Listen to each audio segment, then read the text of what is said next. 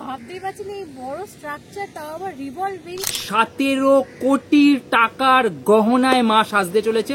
আমার সামনে যে মণ্ডপটা রয়েছে সেটা কিন্তু 2050 সালে চলে গেছে। 2050-এ চলো চলো 2050-এ যাওয়া যাক।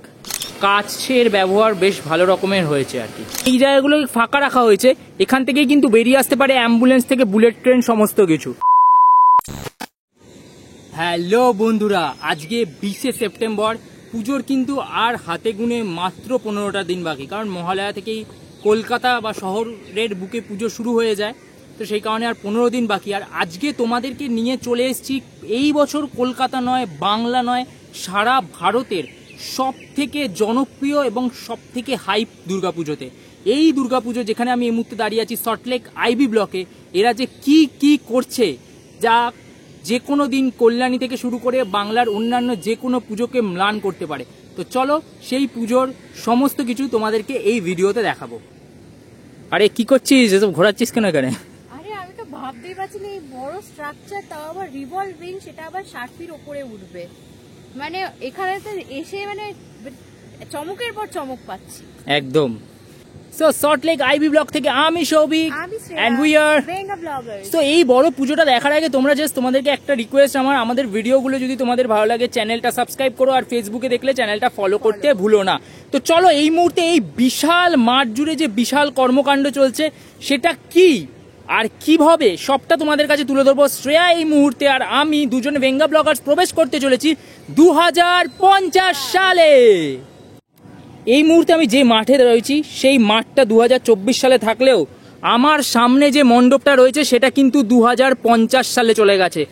এই যে লার্জ জায়গাটা তোমরা দেখতে পাচ্ছ এটা কিন্তু 2024 সাল নয়, আমরা টাইম মেশিনে করে প্রবেশ করতে চলেছি 2050 সালে। ইয়েস, 2050 সালে। কেন কিভাবে সেটা পুরোপুরি তোমাদেরকে এই ভিডিওতে তুলে ধরবো, যেটা বেসিক্যালি সবার প্রথমে দেখানোর যে এরকম রিভলভিং যে বিশাল বড় বড় যে জিনিসগুলো দেখতে পাচ্ছ সেই জিনিসগুলো কিন্তু এইখান থেকে সোজা মণ্ডপের 60 ফিট ওপরে উঠে যাবে এবং এইগুলো কিন্তু এই টাওয়ারের ওপর রাউন্ড শেপে ঘুরবে।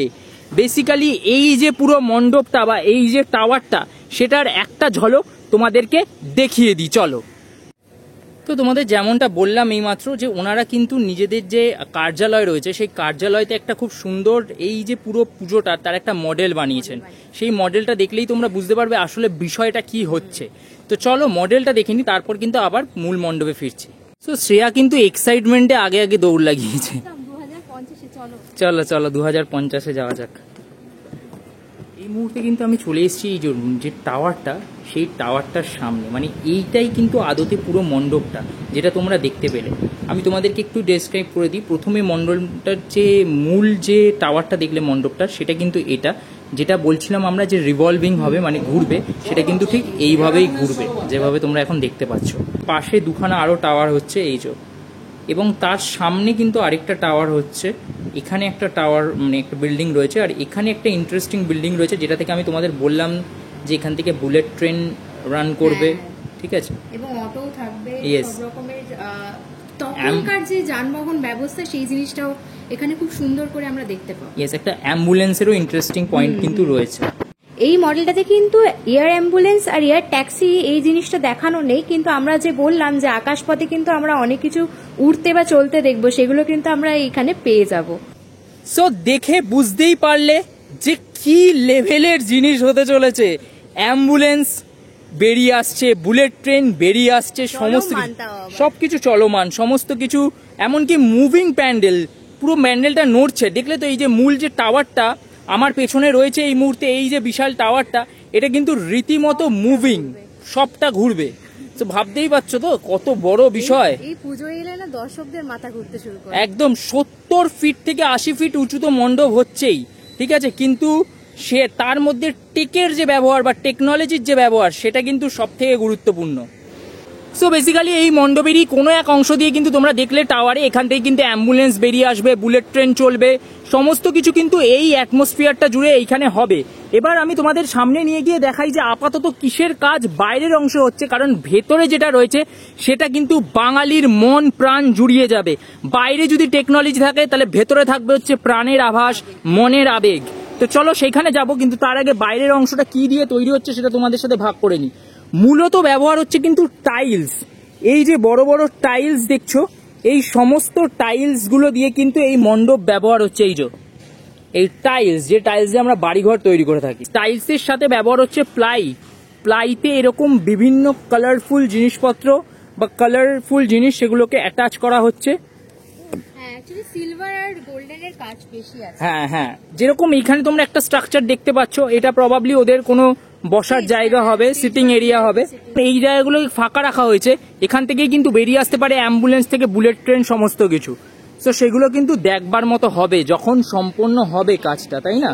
অসাধারণ একটা ফিল, মানে এটা তো আসতেই হবে এরকম ব্যাপার। অবশ্যই, মানে আমি বলবো এই বছর দুর্গাপুজোর কলকাতা নয় সারা ভারতের সব থেকে বড় চমক। আমরা বাঙালি, রাইট? বাঙালি কি চায়? বাঙালি চিরকাল নিজের আবেগকে, তার যে চাহিদা সেটাকে সবসময় তার আবেগ দিয়ে ঘিরে রেখেছে।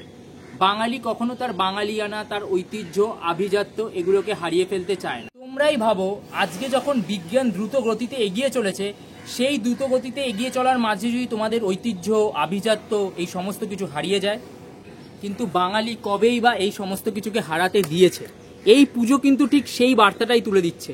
বাইরে যখন তোমরা বিজ্ঞান বা টেকের এত কিছু দেখতে পাবে, তখন এই মণ্ডপের ভেতরে যখন প্রবেশ করবে, তখন তাতে তুমি পাবে 16 আনা সাবেকি আনা, যাতে থাকবে আভিজাত্য, যাতে থাকবে বাংলার আবেগ, বাঙালির আবেগ।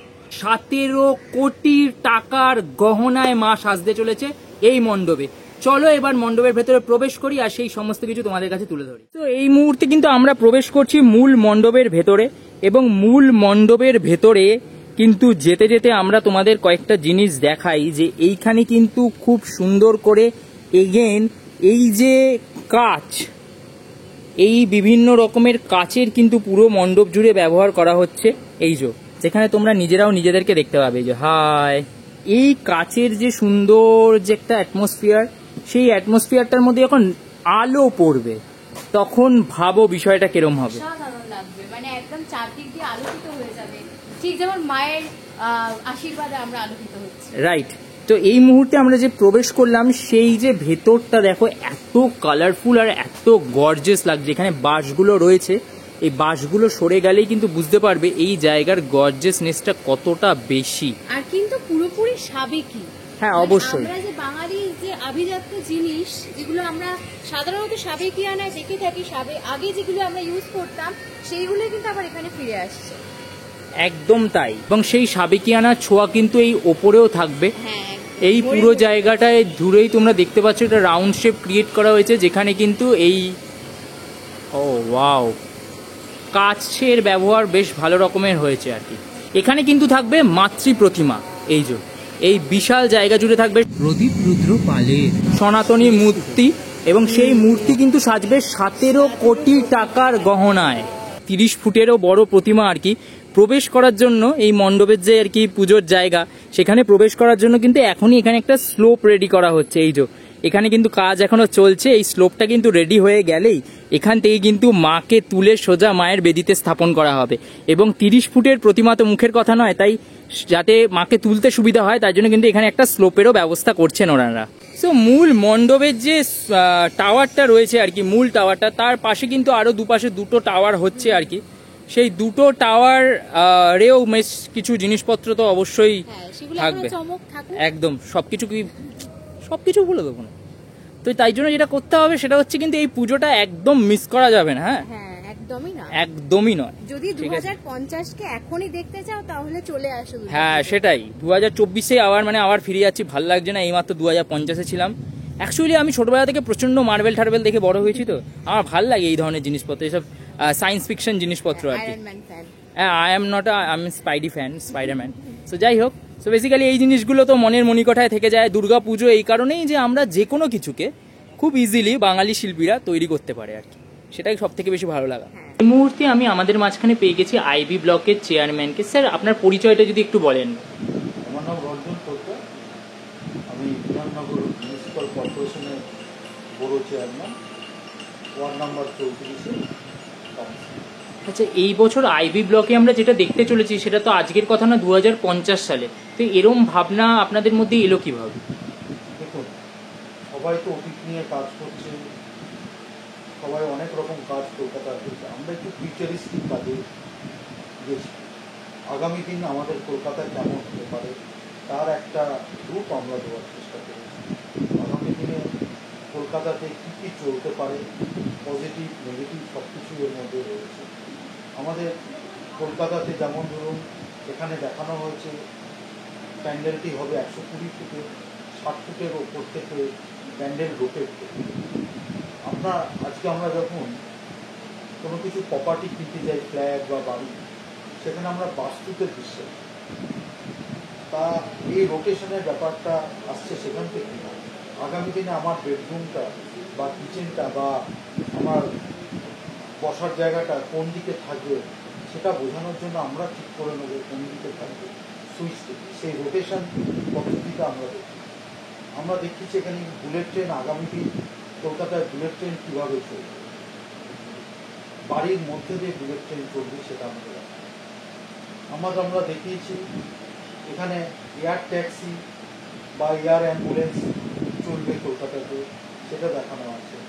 আমরা বৃষ্টির জল সংরক্ষণ করতে হবে, কারণ মাটির নিচে যে জল সে লেয়ার ক্রমশ কমে যায়, অতএব জলের একটা দাম দিতে হবে।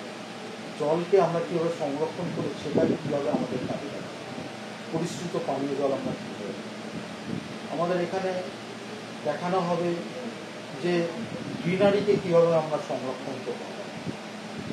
এই ধরনের ফিউচারিস্টিক কাজ আপনারা দেখতে পাবেন। তার সঙ্গে সমতা বজায় রেখে আমাদের প্যান্ডেলের ইন্টেরিয়ার হচ্ছে সাবিত্রী ঠাকুর, সেদিনে সাবিত্রী মাই থাকবে, এটাই আমাদের প্রতিমা করছেন প্রদীপ রুদ্রপাল, বিখ্যাত ভাস্কর। লাইটের কাজ করছেন দীনেশ পোদ্দার, যিনি এই মুহূর্তে আলোর জাদুকার বলা হয় যায়। আমরা প্রত্যেকে মিলে পুজোটাকে একটা অন্যরকম পরিবেশ।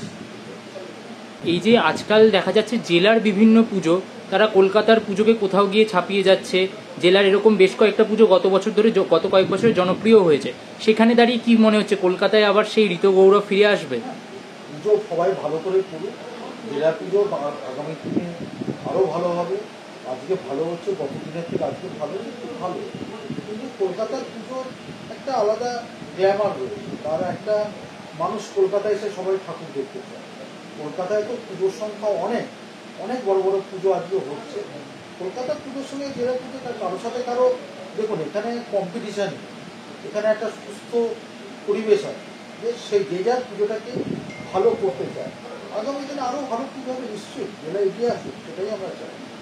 আর সব দর্শকদের যেটা সব থেকে জানার আগ্রহ থাকে যে উদ্বোধনটা কবে হবে, তারা কবে থেকে আসতে পারে? দেখুন এখনো পর্যন্ত আমরা কনফার্মেশন কিছু বলতে পারছি না।